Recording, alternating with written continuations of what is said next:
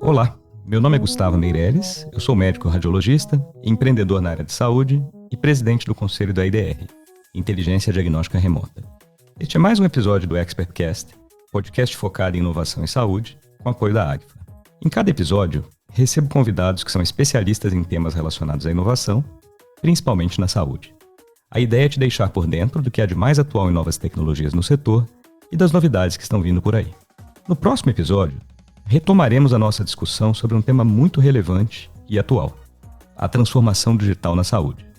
Eu tenho o prazer de receber novamente o Dr. Carlos Carvalho, que é professor titular da Faculdade de Medicina da USP e diretor da Divisão de Pneumologia do Instituto do Coração, e o Dr. Shao Wen, presidente da Associação Brasileira de Telemedicina e Telesaúde e chefe da disciplina de Telemedicina da Faculdade de Medicina da USP. Shao e Carlos, novamente muito obrigado pela presença, um prazer ter vocês aqui de novo. Obrigado novamente pelo convite. Gustavo, uma grande satisfação estar aqui novamente. Hoje a gente vai falar um pouquinho mais sobre saúde digital, vamos retomar o que conversamos no episódio anterior. E aí vou começar pelo Carlos. A gente falou muito de tele-UTI, então das UTIs conectadas, que era um projeto antigo seu. E eu queria que você falasse agora dos seus novos projetos, né, incluindo aí telemonitoramento, sistemas de teleatendimento para populações que têm menos acesso à saúde, como, por exemplo, a população carcerária. O que você tem feito nessa área, Carlos? São duas linhas que são importantes. Trabalhando com UTI, ficou evidente que a melhor maneira era prevenir que o doente chegasse na UTI.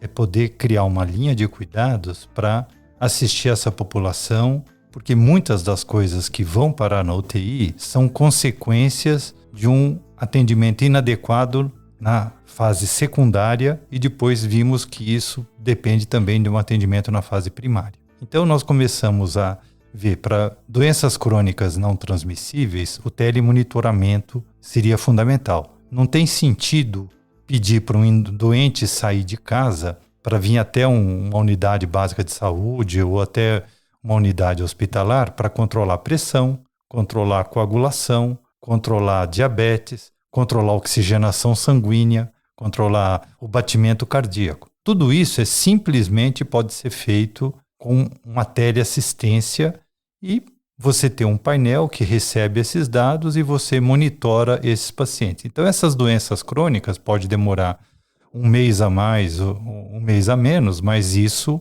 vai acontecer e aqui o Shao tem trabalhado bastante para o desenvolvimento desse tipo de situação. E também as fontes pagadoras vão perceber que isso vai ser uma enorme economia. Tanto na área pública, para o Estado, é muito mais fácil você ter um device, um equipamento que você monitora o paciente à distância em casa do que ficar pedindo para ele pegar uma condução, duas conduções, alguém acompanhá-lo, perder o dia de trabalho para chegar num local, sobrecarregar aquele local, ficar aquelas filas intermináveis, para ir lá medir a pressão ou ver que está com uma arritmia cardíaca e sai com uma receita de um remedinho para tomar em casa.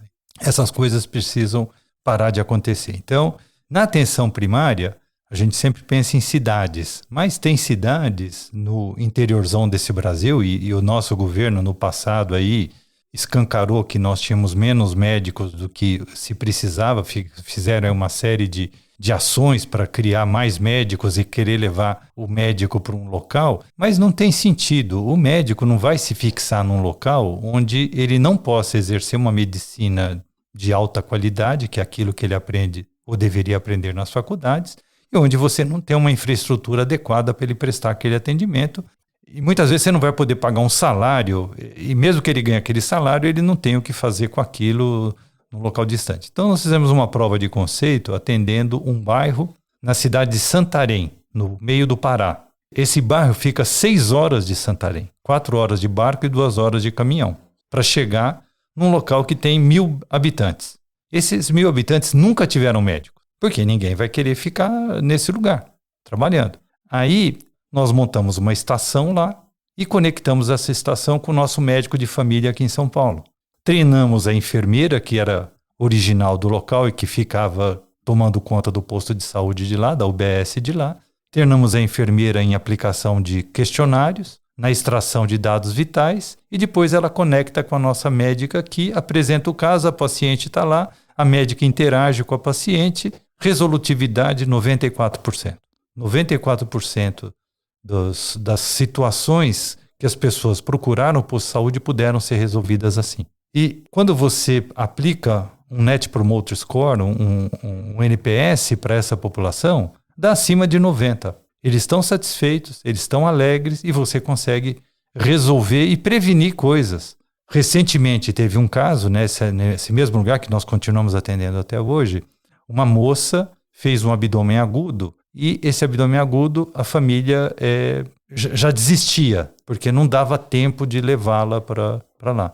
Então, por tele, a médica pediu para a enfermeira palpar a barriga, viu os sinais, entrou em contato com uma ONG da região que tinha um aviãozinho, o aviãozinho foi lá, buscou, levou a moça rapidamente para Santarém, foi feita a cirurgia abdominal e a moça voltou e se recuperou. Então, assim, você consegue interferir e ver as coisas dando resultado. E a telesaúde propicia isso, de você levar um atendimento de boa qualidade para uma região distante, para uma região que estava, entre aspas, esquecida. E, na minha visão, não adianta ficar brigando para levar o médico para lá. Você tem outras soluções muito mais eficazes e menos custosas do que fazer isso. Obviamente que determinadas coisas, se você tiver um barco lá que vai nos locais, vai fazendo cirurgias quando é necessário, para determinados procedimentos você vai ter que ter outras soluções. Mas para o dia a dia, para atenção primária,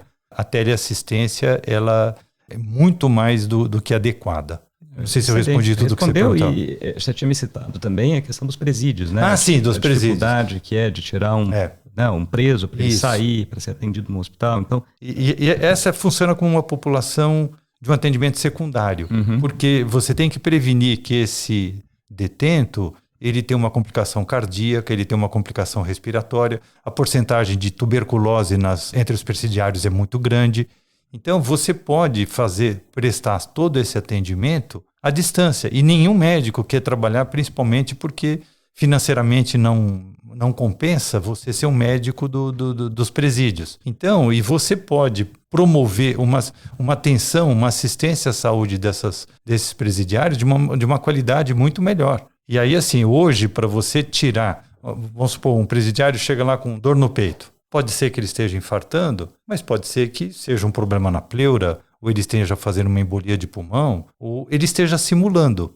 E aí você tem que ter toda uma estrutura para transportar esse preso para uma unidade. Quando ele chega na unidade, você tem que tirar todo mundo que está sendo atendido para só ficar ele com a sua escolta. Isso custa uma quantidade de dinheiro enorme. E muitas vezes nessa situação, quando eles simulam, é o momento que os companheiros deles vão tentar resgatá-lo. Então é uma situação de risco você fazer esse transporte. Então, se você tem... A gente está fazendo um teleatendimento, a gente está treinando os agentes de saúde, os enfermeiros dos presídios. Quando o presidiário chega, ele responde a um questionário e isso alimenta um repositório de dados. Eu tenho todos os dados da história do preso, aí eu programo exames para ele. Aí nós estamos trabalhando com a ideia de construir uma unidade móvel que tenha equipamentos simples, mas que são fundamentais, um raio-x, um espirômetro, um ultrassom para ver a parte abdominal, para ver a parte óssea muscular, vai ter um ecocardiograma, vai ter eventualmente um oftalmoscópio, pode ter o que eu quiser nesse equipamento e esse ônibus vai em diferentes presídios.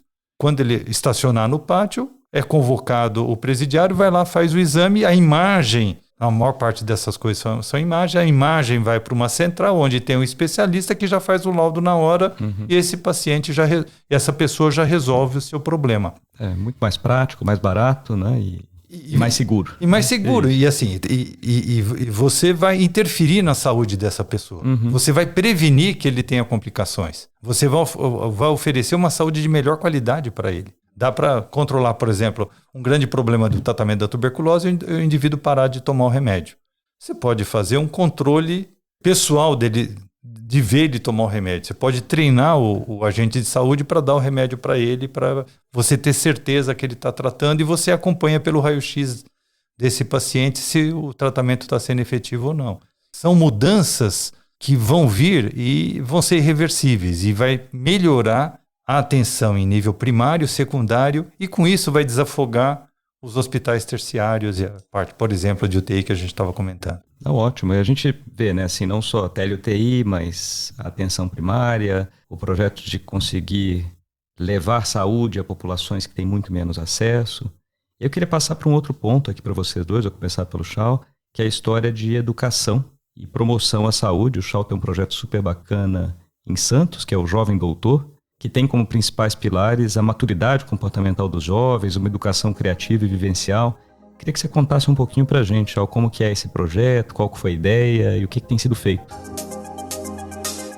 Santos é um dos projetos. É que, na verdade, o Jovem Doutor, ele nasceu em 2007, 6 meses antes do Programa de Saúde nas Escolas do MEC. Então, novamente, a Faculdade de Medicina já liderou esse processo e ele já tinha ido para Parintins em 2007, Manaus, Maceió, entre os Bauru, que é a FOB.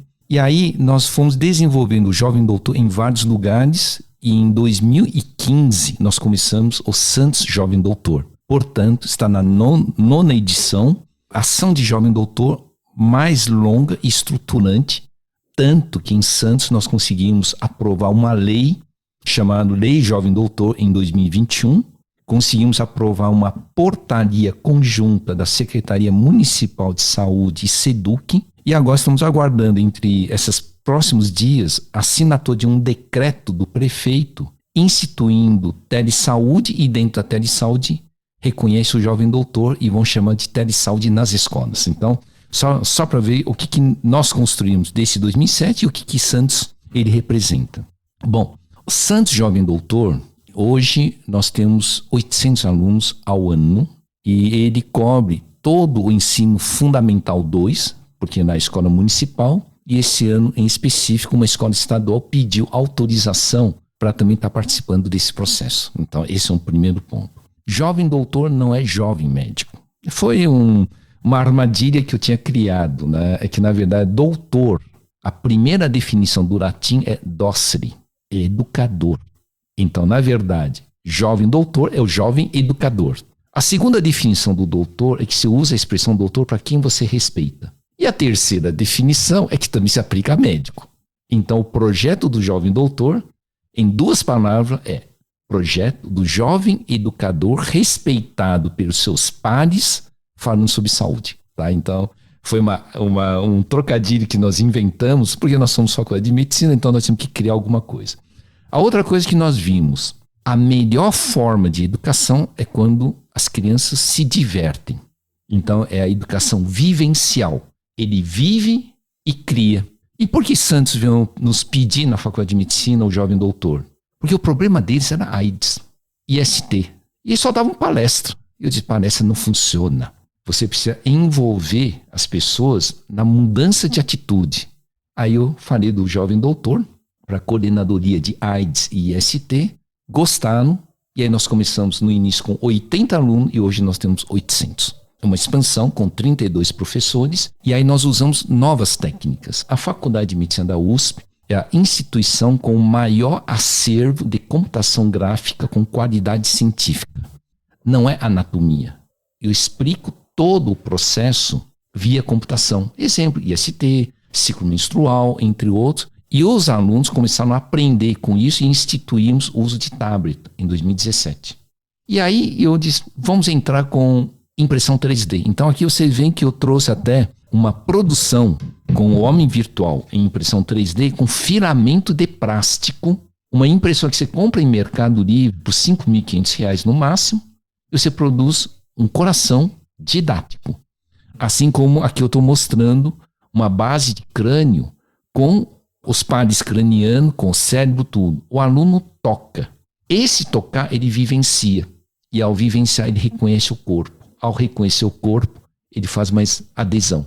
Então, o princípio do Jovem Doutor é como eu levo a prevenção para a escola, para que as crianças jovens consigam terem atitude e da atitude eles dão para suas casas. Então, é a verdadeira estratégia de levar saúde nas comunidades. Inclusive, na Carta de Ottawa, em 1986, já se preconizava que pela Organização Mundial de Saúde, até ano 2000, deveria incentivar a prevenção e nós não estamos fazendo isso. Então eu diria para você, de que me adianta tratar uma mão com queimadura se eu não tiro a mão do fogo? Então essa mudança de atitude é importante. E o jovem doutor em Santos tem mais uma outra coisa, exercício de cidadania. Não basta eu aprender e dizer, estou bem. Ele precisa ter atitude de intervenção na sua comunidade. Então esse é outro ponto, atitude cidadã, maturidade comportamental. Eu vou dizer só mais um segredinho. Você sabe que os alunos acham tão divertido aprender? Só para você ter, o jovem doutor, em 2017, em Indaiatuba, antes de instituir o jovem doutor no último bimestre, ele tinha uma taxa de retenção, reprovação em 20%. No ano de 2018, quando a minha aluna de pós instituiu, caiu para 1,5%. O que significa? Que quando você muda esse comportamento, você não só ensina em atitude, em saúde, como ele melhora o desempenho escolar, porque acha tudo divertido. Tá? Então, eu diria que talvez seja uma das grandes estratégias que nós poderíamos focar em atenção primária, em prevenção de saúde nas comunidades e aumentar a qualidade de aprendizagem, inclusive nessa escola no ensino básico. E aí nós precisamos estabelecer uma conexão da telesaúde com as escolas. E aí eu diria, em vez de ser só saúde nas escolas, vira telesaúde nas escolas. Muito legal. A gente fala muito, né, da saída para medicina preventiva, para atenção primária, e tem que ser algo que seja ensinado desde cedo, né? Começar nas escolas. Então esse projeto Jovem Doutor é muito interessante mesmo por envolver os alunos desde uma fase muito precoce. Eu queria ouvir o Carlos agora aqui sobre educação em saúde. Você, Carlos, está muito ligado, né, à educação há muito tempo na Faculdade de Medicina da USP.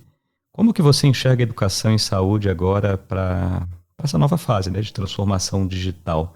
Quais devem ser os principais pilares? Como é que tem sido falar para os alunos lá na USP a respeito disso? O que nós temos visto na Faculdade de Medicina especificamente, a minha visão é que os alunos sofreram uma mudança na cultura deles de aula com a pandemia. Então não podiam ir na escola, não podiam ir na sala de aula.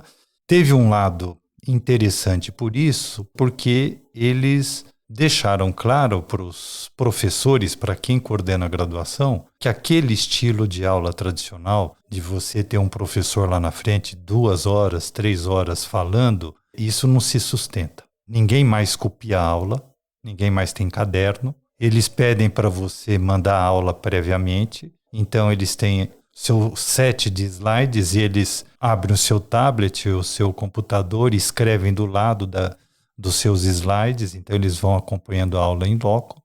Muitos deles já levantam o que está saindo na literatura sobre aquele assunto e te questionam se você viu o que saiu no New England ontem sobre aquele ponto. Então eles têm acesso à informação de uma maneira que, quando eu estudei, eu não tinha. O professor titular dava a palavra final porque só ele tinha acesso à informação.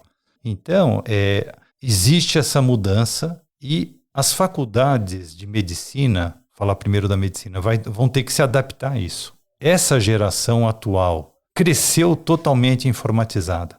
E se você imaginar, o Shaw estava falando aqui de 2030. Em 2030, quem nasceu em 90, que já nasceu informatizado, já vai ter 50 anos. Essa história de que a população nossa é idosa e tem dificuldade com a internet, não vai existir mais.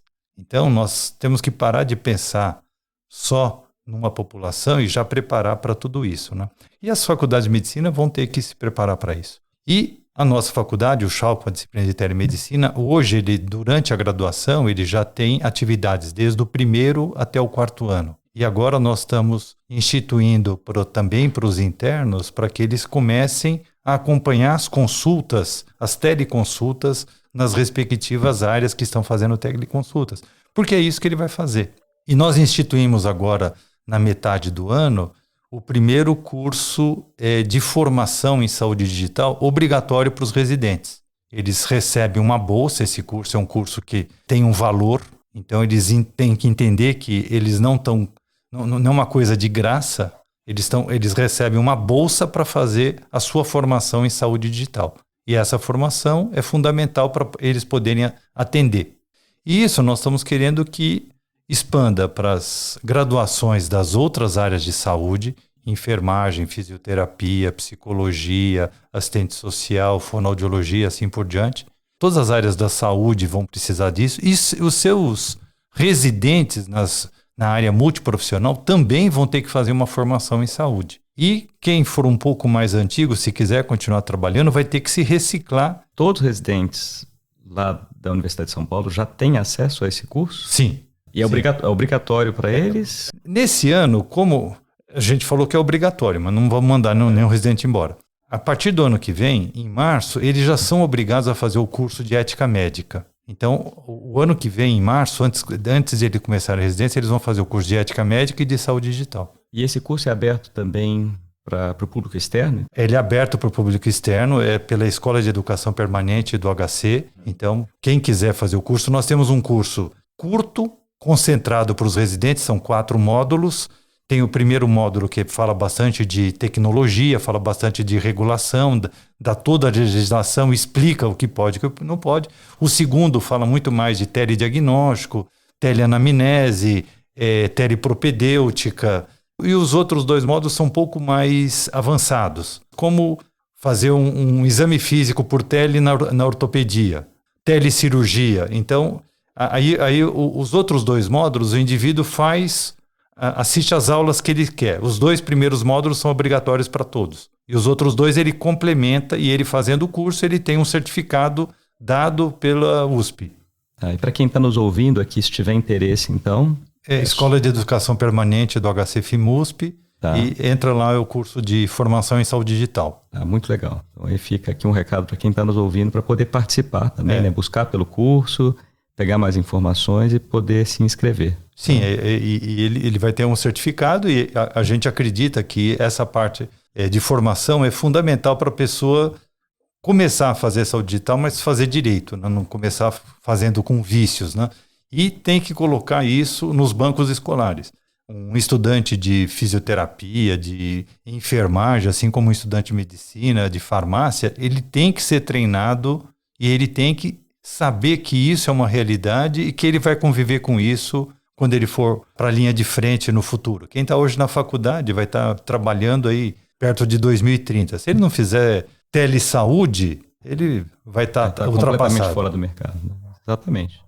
Bem, nós estamos chegando aqui no final do nosso segundo episódio. Eu queria abrir o espaço para vocês dois, Chau e Carlos, vou começar pelo Chau, deixarem aqui uma última mensagem para aqueles que queiram se aventurar um pouco mais na saúde digital, aprender mais sobre transformação digital em saúde. Então, deixo aberto aqui para vocês um último recado para os nossos ouvintes. Chau, você primeiro. Eu acho que eu vou provocar dor de cabeça nas pessoas. Primeiro, saúde digital é um termo interessante, mas também um termo que corre perigo, no sentido de achar que existe a saúde e saúde digital. E nós não queremos isso. O que nós queremos é a fusão da saúde com saúde digital, gerando a saúde conectada. E às vezes eu chego e falo para o Ministério da Saúde, vocês têm uma Secretaria de Saúde Digital, mas deveria ser uma Secretaria de Núcleo Digital de Otimização da Saúde. Na verdade, é mais ou menos isso que nós queremos, que é fazer o núcleo digital, otimizar o sistema de saúde. Aí eu diria, um convite. Nós seremos médicos híbridos e nós seremos profissionais de saúde híbridos. Segundo, o maior poder, seja da saúde digital ou telemedicina de saúde, não é a teleconsulta e nem serviços específicos, é a linha de cuidado. Nós cuidamos de pessoas, nós não cuidamos apenas de doença. Uma vez visualizado isto, já estão prontos para construir a saúde da 4ª década do século XXI. Então nós precisamos formar. E hoje, o maior empecilho para o progresso de uma telemedicina de saúde estruturante se chama educação, educação e educação. E aí as pessoas perguntam, por quê? Porque eu preciso educar na graduação, na residência médica ou multiprofissional. Eu preciso fazer uma estratégia de educação dos profissionais formados, mas eu também preciso criar cultura na população. Eles precisam entender o que é telemedicina de saúde e pararem de achar que está conversando com o médico por computador ou com smartphone. Não, você está tendo um atendimento formal facilitado pelo computador e smartphone. E o teu comprometimento é igual. Então nós precisamos fazer cada vez mais ações, inclusive criar canais de saúde para ensino da população sobre essa parte. E por último, nós temos que nos atrever. Essa história da transformação digital, ele não acontece ao acaso. Aí eu acho que a experiência do HC, ao criar o Inova HC, fazendo as pessoas repensarem como se mudam os processos, testarem, e uma vez bem feito, implantar, como o professor Carlos falou da TLUTI, que ele analisou, implementou ainda melhor, isto sim é uma transformação estruturante e não por empolgação. Temos que tomar um cuidado. Tem muitas inovações, transformações são de empolgação, mas nós temos que fazer a transformação com um pensamento acadêmico, estruturante, e aí um convite para o jovem. Pensem e participem do repensar, mas ouvindo seus professores nas suas experiências, e criem inovações bem estruturantes, e não achem que vocês podem inventar qualquer coisa que vai funcionar. Tem que ter uma base e uma fundamentação acadêmica. Tem que ser um convite para os estudantes e para todos os jovens. Participem da transformação, inovando com empreendedorismo acadêmico. Excelente. Concordo plenamente. Obrigado, Chal. Carlos, você agora. Bom, eu não vou repetir o que o Chal falou tão bem, porque eu assino embaixo e concordo plenamente com ele. Então eu vou abordar uma outra faceta dessa área que é tão extensa. Eu acho que os nossos governantes precisam também mudar a sua cultura, enxergando a área da transformação digital para a saúde e para outras coisas. Mas para a saúde principalmente, porque assim, a saúde tinha ficado para trás. E nesses últimos 20, 30 anos, quanta mudança ocorreu com a tecnologia de informação, por exemplo, na área econômica. Num tempão lá atrás, você fala, não, o imposto de renda vai ser feito só digital. Era loucura. Hoje vem pronto, né? Hoje vem pronto e é natural. Ninguém mais reclama, ninguém mais questiona fazer um imposto de renda digital. E a Secretaria de Receita Federal cruza as informações do jeito que ele quer e eles sabem tudo. Se conseguiu fazer isso numa população de 200 milhões de pessoas na área econômica, por que na saúde a gente não tem hoje um prontuário único? Sim. Assim, eu faço meus exames num laboratório privado, já fui internado e operei num hospital privado, e aí um dia eu estava jogando, tive um trauma no olho, era um sábado à tarde, aí eu fui no HC, porque eu sabia que tinha um oftalmo lá de plantão naquele momento. Então eu fui atendido no hospital público. Ele não tem acesso aos meus exames. Então não existe essa conexão do setor público com o privado. É impossível? Lógico que não. Eu tenho sido chamado por várias secretarias de saúde de municípios, como ano que vem vai ter eleição para prefeito, e essa área de saúde digital é modinha, o prefeito quer instalar saúde digital no município dele para a população ver. Aí veio um secretário de saúde conversar comigo, olha, você podia montar uma estrutura para mim? Estrutura do quê? Não, de saúde digital. Não, olha, nós já colocamos fibra ótica no município inteiro. Já temos fibra ótica, então é só pôr a saúde digital. Eu falei assim, olha, não estou entendendo. Não. E o prefeito pediu, põe inteligência artificial aí. Lógico, Como se estivesse na prateleira com essas coisas. Então, e assim, a partir do instante que você começa a ter soluções fragmentadas, você cria um problema. Porque uma plataforma, eu posso ser um cara que gosto disso e monta uma plataforma. Hoje existem bibliotecas até abertas que você consegue montar uma plataforma, e eu posso vender para uma cidade. Aí ela monta o seu prontuário eletrônico com aquela plataforma. Aí a outra monta com a outra monta com a outra. Quem que vai fazer a conexão de tudo isso? Vai dar muito mais trabalho. Então eu acho que o sistema público precisa trazer para si essa responsabilidade de organizar, mas não é uma política de governo, tem que ser uma política de Estado. Olha, prefeitura, você quer gastar R$1 milhão para isso, a outra quer gastar 10, a outra quer gastar... Vamos pegar todo esse dinheiro e vamos montar um sistema. E aí assim, olha, não tem internet. Ok, tem o 5G, o Chal já está falando no 6G, nem sabia que existia. Tem o Starlink que está por aí. Então, você tem como fazer a conexão. É você pôr o dinheiro no lugar certo, nas pessoas certas. E você monta a estrutura. Então, eu acho que esse é ainda um gargalo que ainda nos atrapalha na disseminação disso. Mas se um governo mais central pegando todo mundo que está envolvido com isso. Com a iniciativa privada, veja, os hospitais privados vão também, para eles é interessante ter acesso à informação do paciente. Para as operadoras é interessante. Não adianta você ter só os dados do seu cliente. Se ele muda de operadora, que acabou, entende? Então, eu acho que assim, está no momento de ter uma força-tarefa aí de juntar tudo isso e realmente a gente vencer esse gargalo que está ainda atrapalhando um pouco a implantação da saúde digital. A gente andou em outras áreas, mas na saúde a gente está engatinhando ainda. Concordo também. Tomara que a gente consiga sair disso, né? Porque se não se forem iniciativas isoladas, certamente não funcionarão da forma certa, vão trazer mais custo ainda e vão colar uma pecha de que é caro fazer saúde digital, embora seja o oposto, né? E vocês contaram aqui com vários exemplos ao longo desses 2 episódios de como a gente pode aumentar o acesso para a população, trazer mais eficiência para a saúde e reduzir o custo também com novas tecnologias. Infelizmente, nós chegamos ao final do nosso 2º episódio. Eu queria muito agradecer de novo a presença de vocês aqui. Chau e Carlos, muito obrigado por terem vindo e por terem contribuído imensamente aqui com o nosso podcast. Obrigado, eu que agradeço. Obrigado, uma grande satisfação.